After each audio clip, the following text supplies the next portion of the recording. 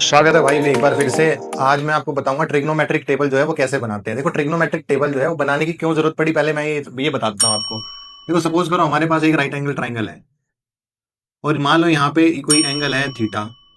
अगर थीटा की value fix कर देते हैं, जैसे मान लो 30 डिग्री कर दिया या 45 डिग्री कर दिया, 60 डिग्री कर दी, तो उनका जो रेशियो है यानी परपेंडिकुलर हाइपोटेनस और बेस का रेशियो है वो भी फिक्स हो जाता है। तो इसीलिए एक फिक्स वैल्यू जो है ट्रिग्नोमेट्रिक टेबल में होती है और उसी को हमें याद करना है। देखो या तो उसका रट्टा लगा लो या फिर क्वेश्चंस जो हैं उन क्वेश्चंस को कर करके उसमें लिख के वैल्यूज जब याद कर लो, दोनों तरीके अच्छे हैं। चलो मैं पहले स्टार्ट करता हूँ कैसे बनाते हैं ट्रिग्नोमेट्रिक टेबल।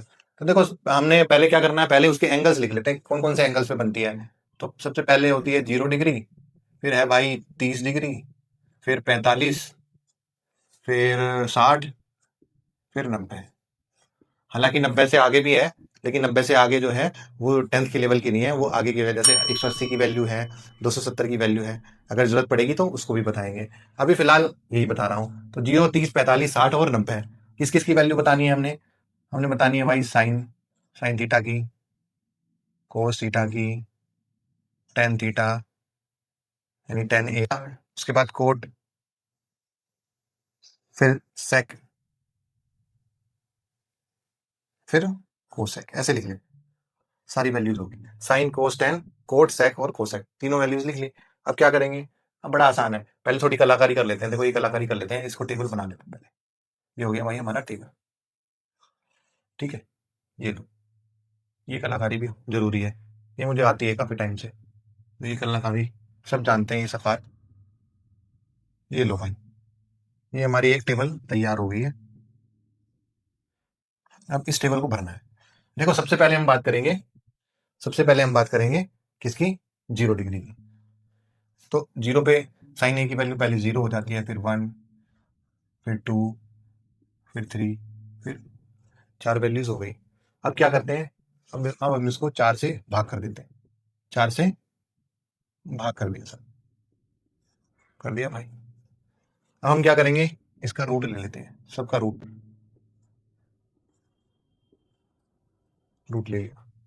अब देखो 0/4 है, तो 0/4 का जो रूट होएगा वो क्या होएगा, 0/4 का रूट क्या कितना होएगा, 0/4 का रूट 0 ही होएगा। कितना होएगा भाई, 0। अब 1/4 है, अब एक का रूट तो आपको पता है ऊपर एक है, एक का रूट तो एक ही होएगा, और नीचे 4 है तो 4 का रूट 2 हो जाता है। तो ये हो गया भाई 1/2, ये हो गया 1/2। अब ये है 2/4। अब 2/4 का क्या करना है, इसको काट देंगे, 2 एकम 2, 2 दूनी 4, यानी 1/2 आ गया। 1/2 का रूट कितना होएगा, 1/2 का रूट हो जाएगा भाई, 1/2 का रूट हो जाएगा ऐसे, √1/2 लिख देंगे इसको, या 1/√2 भी लिख सकते हो, 1/√2 लिख दो, ठीक है भाई। अभी आ गया √3/4। अब √3 तो ऐसे ही रहेगा, 4 का रूट कितना होता है, 2 होता है, तो रूट केवल 3 पे रह जाएगा, केवल 3 पे रहेगा, बटे में 2 आ जाएगा। अभी 4 से 4 कटना तो 1 आ जाता है, तो 1 का रूट तो 1 ही होता है। तो ये सारी वैल्यू आ गई भाई साइन ए की, किसकी आ गई, साइन ए की यानी साइन थीटा की। किस पे, 0 पे, 30 पे, 45 पे, 60 पे और 90 पे। अब क्या करते हैं, अब हमें कोस की वैल्यू निकालनी है। क्या करेंगे, इसका उल्टा कर देंगे, एक को यहाँ ले आएंगे, √3/2 को यहाँ ले आएंगे, जो बीच का है उसको छेड़ते नहीं है भाई, सबको पता है बीच की चीजों को नहीं छेड़ा जाता। अच्छा, फिर ये जो है 1/2 ये यहाँ आ जाता है, ये 0 यहाँ चला जाता है। ये हो गई साइन और कोस की वैल्यू। अब हम बात करते हैं टेन की वैल्यू का। टेन की वैल्यू कैसे निकालेंगे, आपको पता है, जो टेन थीटा जो होता है, जो टेन थीटा जो होता है वो परपेंडिकुलर अपॉन बेस होता है। उसके अलावा sine theta upon cos theta भी होता है, सबको पता है। तो यहाँ पे साइन थीटा और कोस थीटा तो हमें दे रखे है ना, तो हम क्या करते हैं, डिवाइड कर देते हैं। देखो 0 को 1 से डिवाइड करेंगे तो 0 आ जाएगा, 1/2 को √3/2 से डिवाइड करेंगे तो कितना आएगा। देखो 1/2 को डिवाइड करेंगे √3/2 से, तो क्या होएगा, ये उल्टा हो जाएगा, रेसिप्रोकल हो जाएगा। कैसे हो जाएगा, इसको गुणा में कर देंगे, गुणा में हो गया 2 बटे में √3 हो गया, तो ये 2 से 2 कट गया, यानी कि 1/√3 आ गया। तो कितना आ जाएगा, 1/√3। ऐसे ही 1/√2 को 1/√2 से डिवाइड करेंगे तो 1 आ जाएगा। √3/2 को 1/2 से भाग करेंगे तो कितना, 2 से 2 कट जाएगा, तो √3 आ जाएगा। और एक को 0 से भाग करेंगे तो नोट डिफाइन आ जाएगा। ये हो गई भाई तीनों वैल्यूज, ये हो गई तीनों वैल्यूज। अब बात करते हैं हम कोड की। कोड की वैल्यू कैसे निकालेंगे, इसका उल्टा कर देंगे। देखो ये आ गया नॉन डिफाइन, ये आ गया √3, ये एक बीच में है, ये आ गया यहाँ, और ये 0 आ गया यहाँ, इसकी वैल्यू भी निकल गई। अब आगे अब आगे बात करते हैं। आगे क्या है, सेके। देखो सेक आपको पता है कोस का रेसिप्रोकल है, कोस जो होता है, जो कोस होता है उसका उल्टा होता है। जो सेक थीटा है वो कोस थीटा का उल्टा होता है, अपोजिट होता है। तो कैसे करेंगे, एक का अपोजिट कितना होएगा, एक का अपोजिट एक ही होएगा भाई। √3/2 का अपोजिट कितना होएगा, 2/√3 होएगा। 1/√2 का उल्टा कितना होएगा, √2 होएगा। 1/2 का उल्टा कितना होएगा, 2 होएगा। और जीरो का उल्टा नॉट डिफाइन होएगा भाई, जीरो का उल्टा नॉट डिफाइन होएगा। ऐसे ही कोसेक की वैल्यू निकाल लेते हैं। देखो या तो कोसेक की वैल्यू इसी से निकाल लो या फिर इससे भी निकल जाएगी।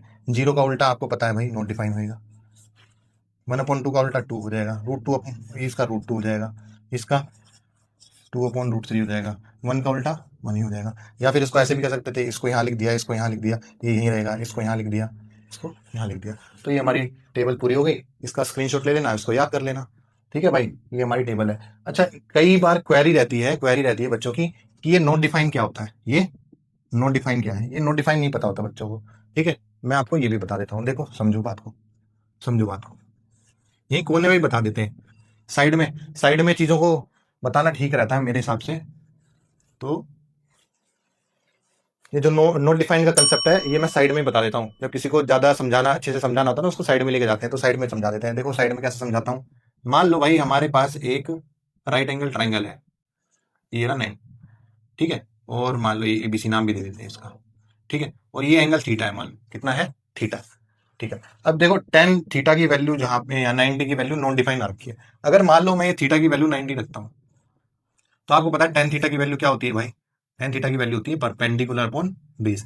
यहाँ पे टेन 90 हो जाता है, थीटा की वैल्यू कितनी रख दी, 90।